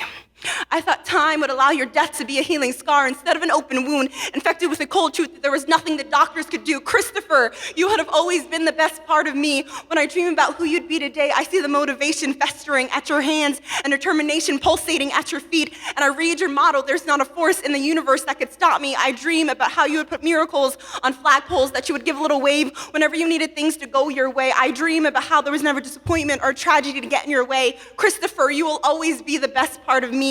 I see the stars in the palm of your hands that would grant wishes every time you had something to hold on to, something to never lose. Please know I grab hold of forget-me-nots by the dozens, so I'd have something to give to you. Fill your pockets with quarters so that your life's jukebox could endlessly play. I dream about how you'd be the gasoline I would need to keep pumping motivation into me. Christopher, you will always be the absolute best part of me. Your memory is the best part of me. I'm 18 and the word death still leaves a bad taste in my mouth, but that bitter taste can never taint your name's sweet sound, and death cannot denounce your glorious renown. Death death. You can rub your condition on me like sandpaper, cutting and scratching my soul as many times as you like, but in the end, I will come out polished and you will be worn, no longer having the strength you need to so quickly take away the people who mean the most to me. Death, claim your bodies and take their life, but their memory will never die because they have strong faith and it is not yours to take. They spread their wings of hope high and soar high above the rest, and they don't touch the ground until mercy and freedom is met. Death, take away my confidence and my pride, but you cannot change who I am on the inside. You never took Christopher away from me. He is tucked deeply into the crevices of my ribs, keeping my heart in its cage for protection, but his memory has space between bones to breathe, and he helps me to find the most authentic parts of me. Christopher, you will always be the best part of me. Oh, and tell my father I found the cancer and still believe in a cure for his disease. Christopher, please know that you are the best part of me, and your name means to carry, and if you weren't miscarried, I would have carried you in my arms so I can tell you every day that everything would be okay, and that I'd love you to the moon and back every single day. Christopher, you are the best part of me, and you will always be the most beautiful thing that I have never seen.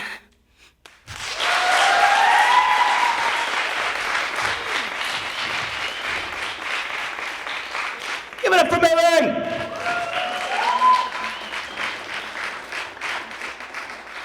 All right, Claire's up next, and then Mason's on deck. I had to catch my breath. I had to walk up 3 stairs. All right, scores are 9.7, 9.1. I'll just let them go. 9.0. See, that 0.1 is the difference between like boo or like 9.2 and 9.1. Jesus, these guys are tough. All right, let's give it up for Claire, everybody.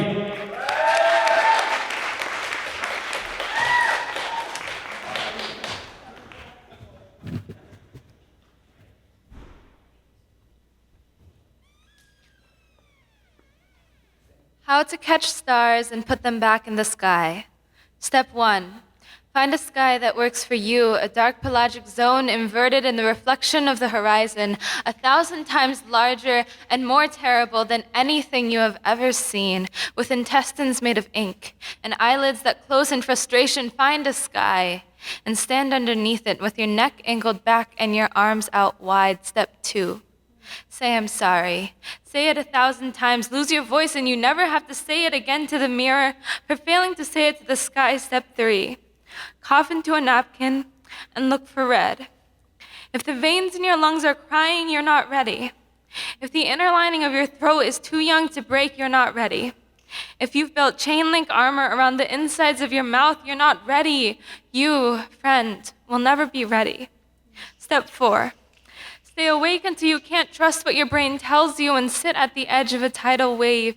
You will watch the water and the sky will watch the water as her moon pulls it along, and neither of you will know what to do about it. It's not going to be okay. It's just going to be. Step 5. Make a wish, make 10 wishes, make 50. The stars are collapsing and drowning in our thick air. Make a wish. Watch as the world above your shoulders falls apart and make a stupid, shitty wish because that's the best you can do. Step 6. Close your eyes and sense with your bones to find the stars where they land. Throw them skyward and hope they stay this time. Step 7. Give up. Step 8. Try again.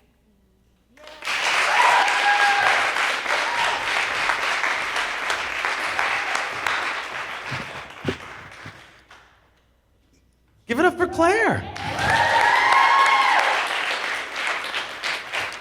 Does anybody know how we're making out with that hashtag? What does CS stand for? Nobody checked? All right. Twitter's down. We broke it. And the scores are 9.7, 9.9, 9.7, 9.8, 9.6. Give it up for Claire. All right, so up next we have Mason, and then on deck is Abby. There's a clap coming from like the roof. All right, everybody, give it up for Mason.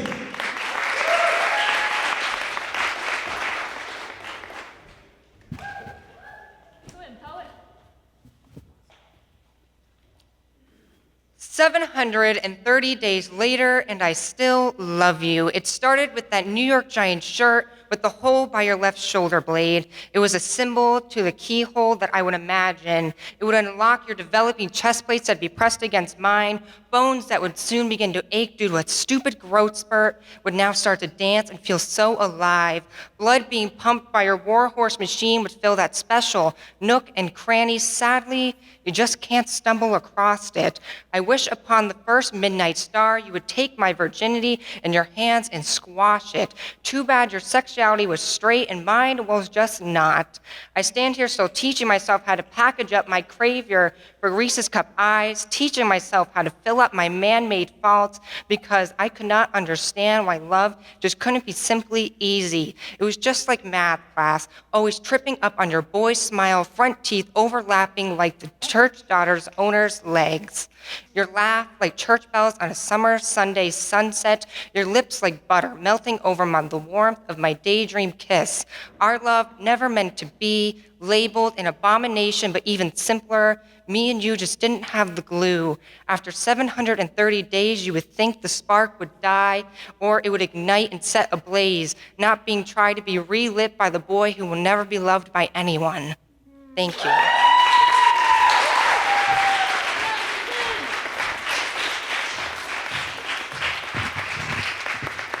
Give it again for Mason.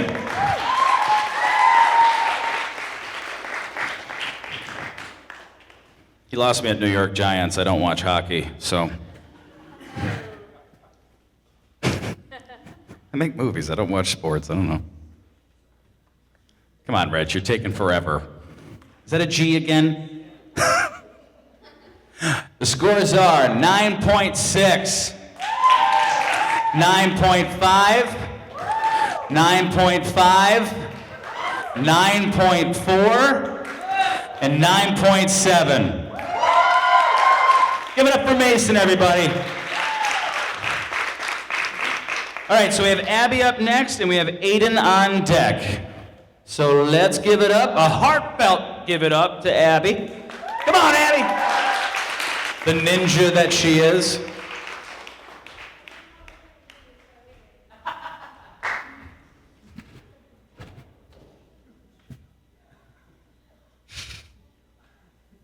On Getting Out of Bed in the Morning, a memoir. Step 1. There are only so many caplets of Zoloft in a package. Use them sparingly. Your mom can't afford a refill. Step 2. When your best friend tells you the alcohol won't fix the problems, believe her, because the bottle in your hand will only last for so long. Step 4. Someone loves you. Think of that when you see the dish soap. They love you for more than the stretch marks on your ass and the lines on your thighs. Step 5, write. Write 2 lines, write a novel. Step 6, if you won't forgive your stepdad, forgive yourself. Forgive the 14-year-old girl with the bruises and the too large heart. Step 7, stay up late watching Food Network reruns and reading Lips and Saving Mr. Banks.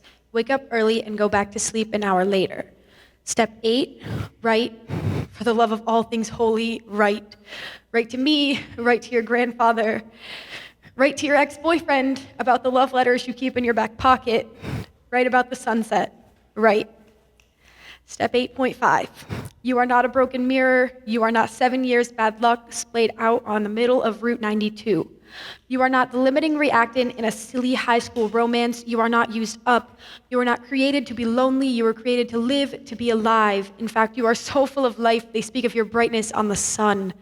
Step 9, remember this. If there's one thing I've learned, it's that you can only drink so much Framboise Boon before it starts to taste like your freshman year of high school. And I hope you never taste it.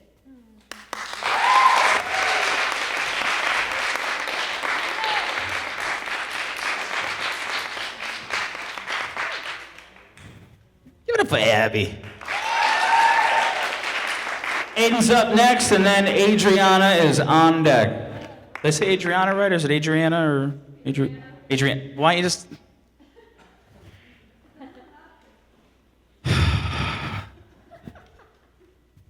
Sorry. All right, here's the scores. 9.4.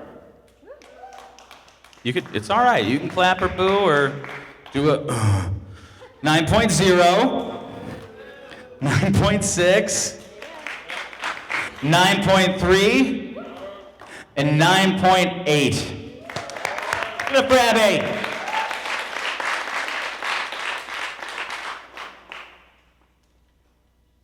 Oh, Aiden's so much taller than me. Here's Aiden.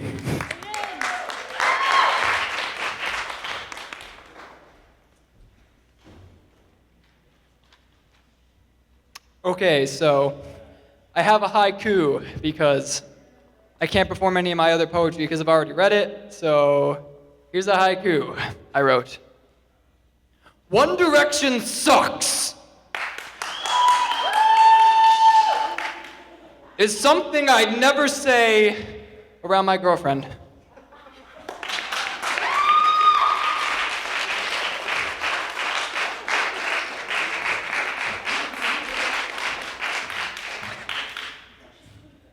Jesus, Aiden. I barely had time to agree with you.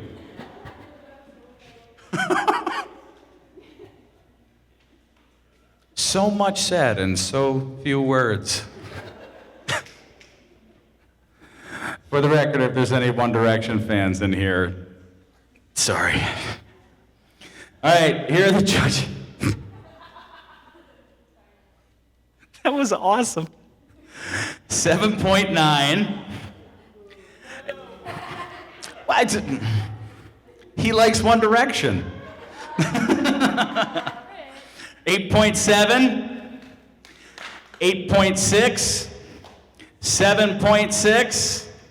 Nothing for him? All right, there. That's because you have the poster. And an 8.8. Give it up for Aiden, everybody.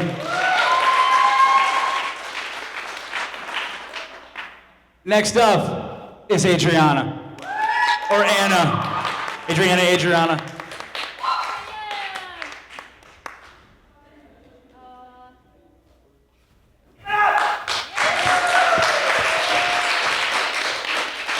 The breath of evil in my lungs, the strings skip in my heart, the clouds in my head are clearing now, but I dread they will return. The bruises in my soul, choked up and pushed around. I'm not neglected, I'm actually pretty healthy if you haven't, noticed. But sorrows still burrow inside the hollow shell of a life I've wasted, giving everything to be nothing. Every shell once had hope, but now we kick around in the humdrum halls of a weary existence and tired minds, solemn and vain. We can't beat something already thrown away. It's out of everyone's hands. We can't help decisions, collisions, or superstitions, but these humdrum routines keep coming back to tear a piece of us down that we already lost. A smack in the face smirk and the charcoal smeared on their eyes only darkens the shadow casting over them, a shadow of their true selves drift away in sunlight as do clouds and ashes. But we can't stop anything. The smells of our flower-scented problems and the bittersweet taste of cherry lip gloss still lingers in my swollen head. Let the sun-kissed happiness and breezy hope carry these shadows and dust far away. We don't need to lie to ourselves if we recognize what lies within all of us. Sad stories come and go, as do cars, leaves, and lies. We compromise in our minds that this is all just a game. We all have to lose somewhere down a twisted timeline until we get a third strike. No more chances.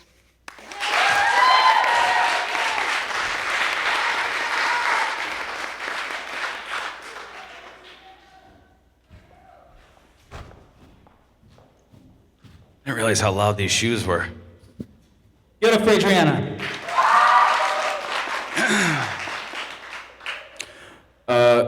Where's Katie? Oh, okay. Well, I gotta get the scores. And I'm not a monkey. I just entertain everybody for 2 minutes. All right, the scores are 8.6.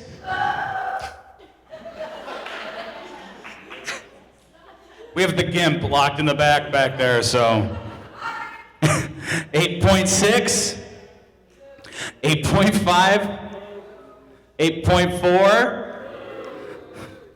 They hate you.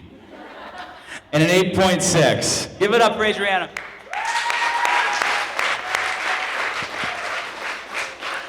While they, that's the end of the second round. You all made it. So give yourselves a round of applause for everyone that performed. I just want to say, like, on a special note that, you know, I'm 34 years old. You can cry. I really didn't figure out in my life what I wanted to do till I was like 24. And then I took a lot of art and I took a lot of stuff in high school. I was never really good at it. But I've seen in like the last 10, 15 years that they've been kind of chipping away at some of the art and photography and poetry and in the schools. And I find that incredibly shameful because of the fact that, you know, it's been tested and proven that when you're involved in any of these endeavors, it makes you a more well-rounded, incredible human being as you get older. And I would like to just give a shout out to Katie for not letting that happen.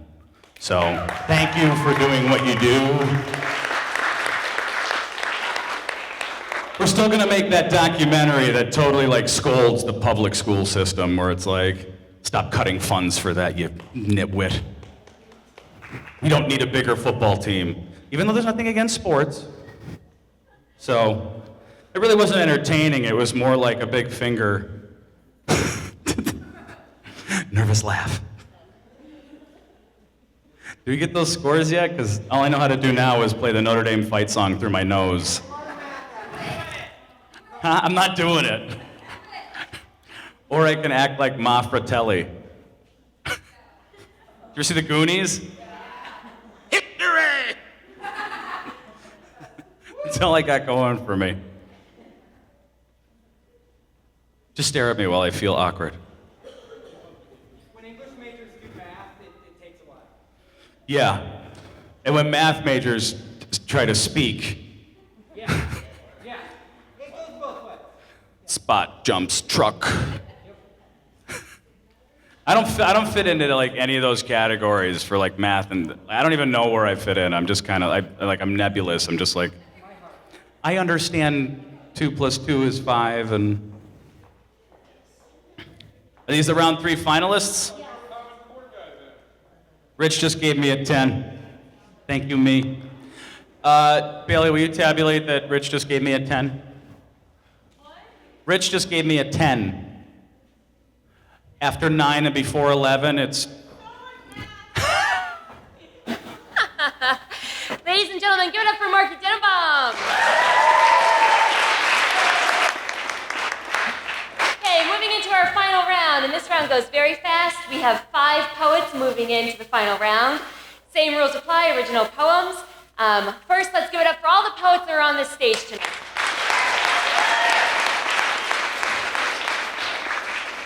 In no particular order, we have Claire, Maggie, Silas, Mason, and Abby.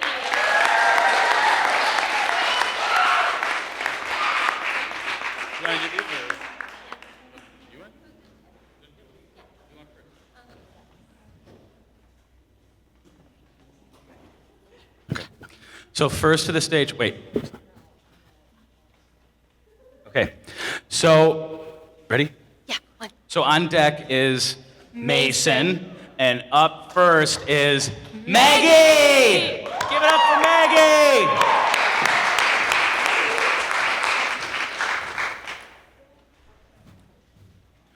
Maggie, do you want shoes? Flip-flops? Uggs? I just don't trust the floor. Get it for Maggie.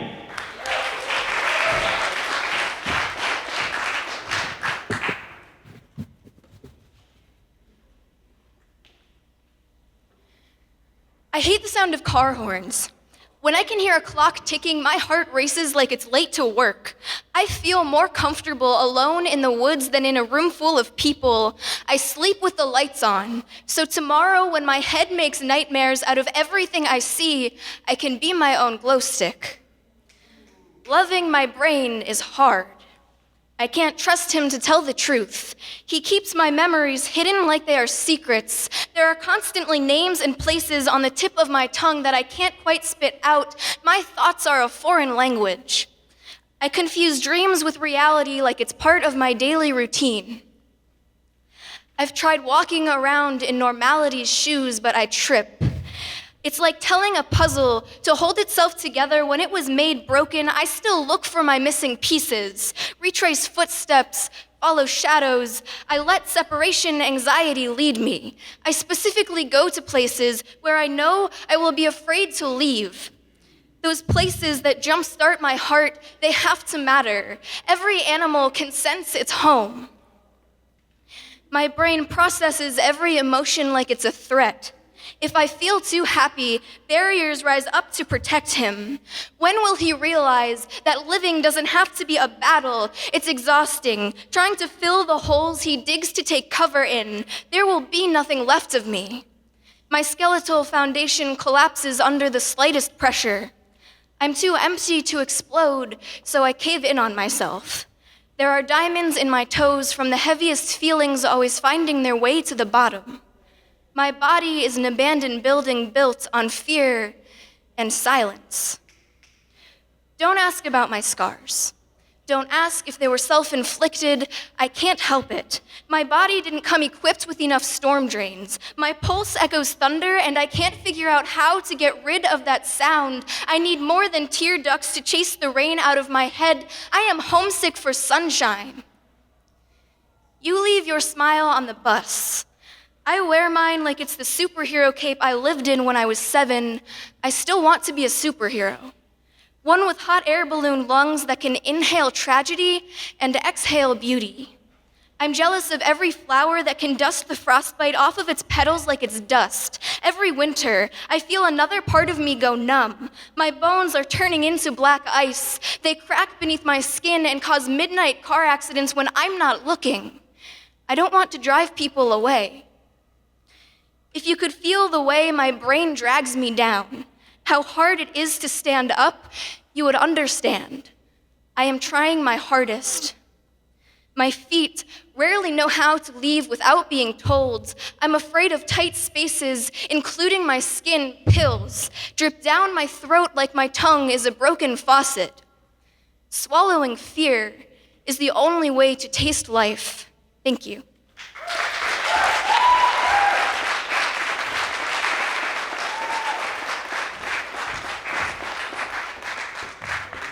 Oh, Maggie, every time I gotta lift this. Give it up for Maggie. So up next we have Mason, and then Abby is on deck. So get ready. All right, you ready for the scores? Yeah. Ooh. 9.9, 9.8, 9.8, 9.5, and 9.9. Give it up. All right, up next we have Mason. Mason, where are you, brother? There he comes.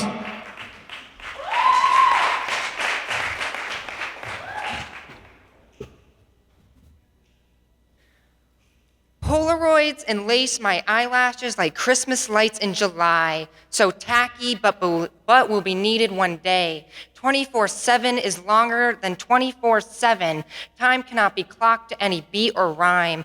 Polaroids erase one day, but for now, I'm stuck haunted with faces. In time where I do get to sleep, I have interstellar travel backs each and every day on replay, reliving the unclockable rhythms and rhymes, old mementos, like the ones you find under your mattresses, love letters, scraps, bacteria, playing the roles of detectives piecing together a crime that deserves judgment.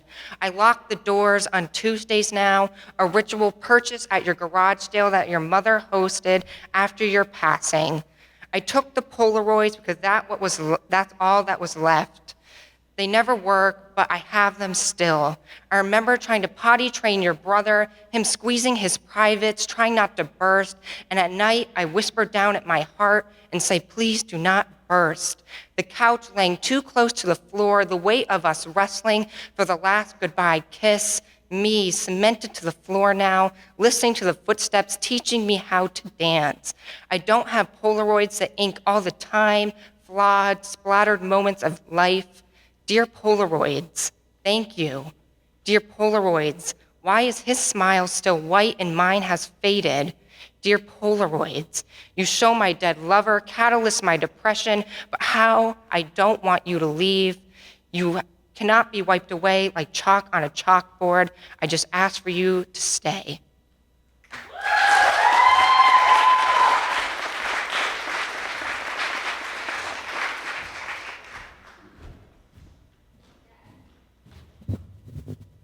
Give it up for Mason! Yeah! I was just trying out a new voice there. It wasn't. Give it up for Mason! All right, here are the scores. 9.5, 9.7, 9.5, 9.4, and a 9.6. Good job, Mason. All right, Skylar is on deck, and up next we have Abby. Give it up for Abby, everybody.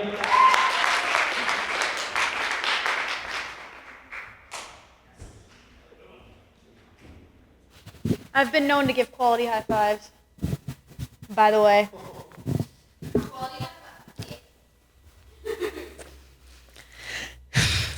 Dear Danielle, I guess I'm finally answering your question. He was the hardest thing I've ever had to take my hands and wring from my brain. He left tears in my veins and dark circles under my eyes, but I loved him.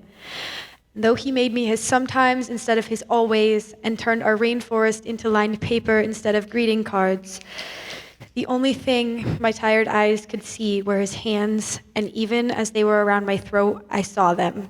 And even as I promised myself I was happy, I loved them. Thank you.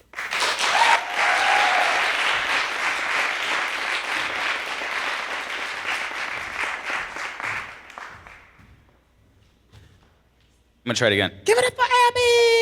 Yeah! All right, so on deck we have Claire. So Claire, get ready.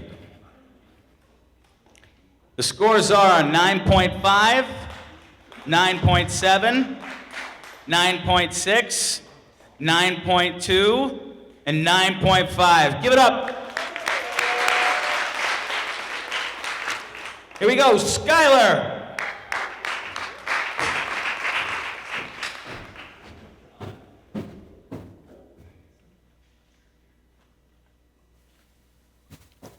This poem is entitled Blunder. I would have rathered that she made the mistake of letting a boy's fingertips dance in the darkest corners of her being. Instead, she documented this experience in an image that can easily be sent and received via various electronic devices. Not anyone will have the opportunity to hold her, but they may now envision this experience without difficulty. Not much was left to the imagination that night. She's not the only one. I would have rathered that she called home and asked to be picked up last Saturday. Instead, she was swimming in the stars, feeling both sleepy and hyper, kissing people she shouldn't have. Smoke clouded the room. Laughing in the haze, they were filmed as they often are, and it's a good thing authority hasn't found the evidence. That was a close call. She's not the only one. I would have rathered that he kept his mouth shut about what had happened 2 Fridays ago. Many of the parts were fictional, yet they still had a crowd of people convinced. Now when you hold her face in your palms, you can feel the words slut and whore burning on each of her cheeks. She never touched anyone, at least as far as I know. Maybe I'll be convinced by the rumors myself. She's not the only one. I would have rathered that I reacted differently when I discovered what she had done. We stood in the kitchen. I said, "Well, that's painful to hear." And her eyes doubled in volume with guilty tears. She has always cared what I think of her. I pulled her into my chest and wrapped my arms around her tight. I wanted her to know that I will still love her no matter what. She needed to hear that from me. She's not the only one.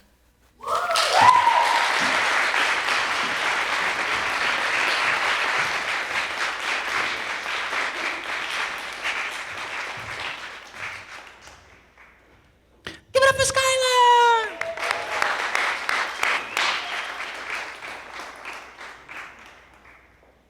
All right, here's the scores. Dude, I didn't know you were a lefty. That means you're smart. It's awesome.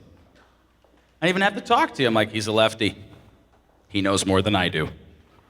9.7, 9.9, 9.5, 9.5, and 9.7. Give it up for Skylar. And last but certainly not least is the amazing Claire. Claire, come on up here.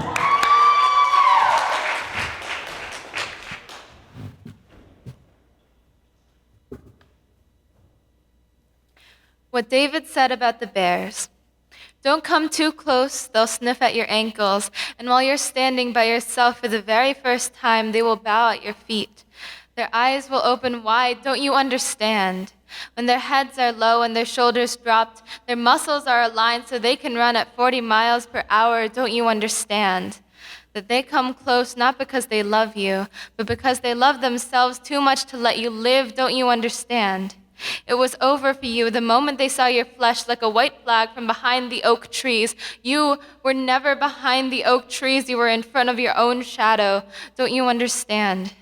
That bears can crush your skull with one swipe, don't you dare play with skulls like that. Don't you see? That playing dead is useless, don't you know? That being dead is useless, don't you understand? That bears can be shaped like ovals and they can be very, very tiny, so small you can swallow them. Sometimes with water, sometimes dry, because you don't have water, you say, and you don't have time. But listen, I will give you mine. Just stay away from the bears. Get the hell out of the forest.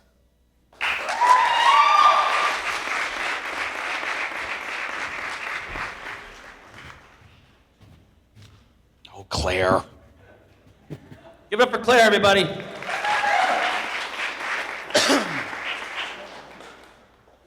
All right, and the scores are pending. You must be a writer. You don't know how to do math, right?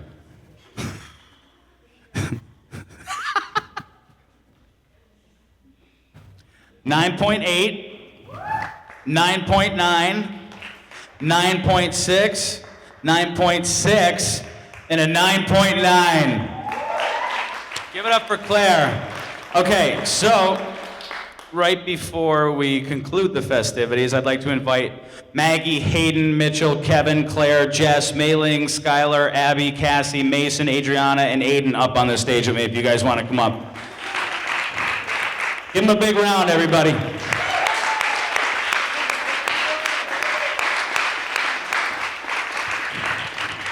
So while they're coming up here, I'd like to thank all the judges, whether you agree with them or disagree with them. They took time out of their schedules and came here and basically judged all of these wonderful performers.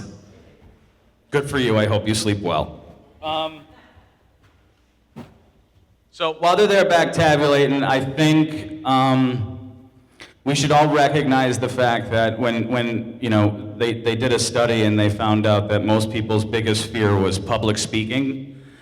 Each one of these kids came up here and basically unleashed their soul on you, and I think that takes a lot of guts, and I think it should be appreciated and respected, and just give them a big round of applause.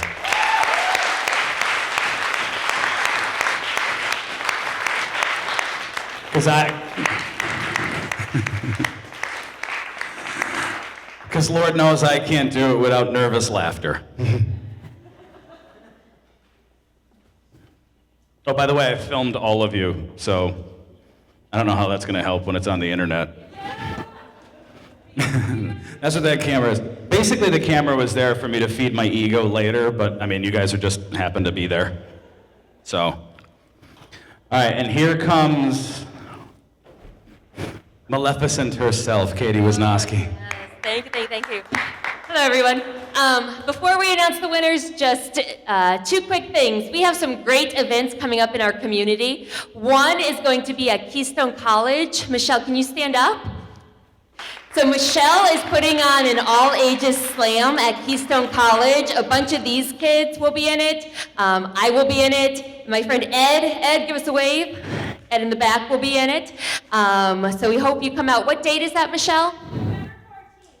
November 14th. It's a Friday night. Hope you can come out and support us. And Kevin, who is behind me, has a show coming up. Where's it at, Kevin?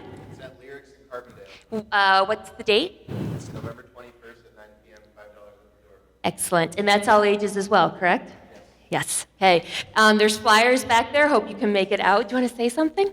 I was going to say, like, he was oddly specific, so, like, he knows, like, my language. He is. Give it up one more time for all the kids behind me, please. First, second, and third will be going home tonight with a copy of local poet and writer Amy Archer's new book. It's entitled Bangs. It just came out last night. Amy actually did our first Breaking Ground workshop 4 years ago. It seems like it was just yesterday. If you could put your hands together, coming in third place with a 9.63, we have Skylar. Coming in second place with a 9.76, give it up for Claire. And taking home first place tonight with a 9.8, we have Maggie. Thank you very much. Check us out on Facebook, Instagram, and Twitter. We are the Breaking Ground Poets. Good night, everybody. And give it up for Marky Denenbaum, your host.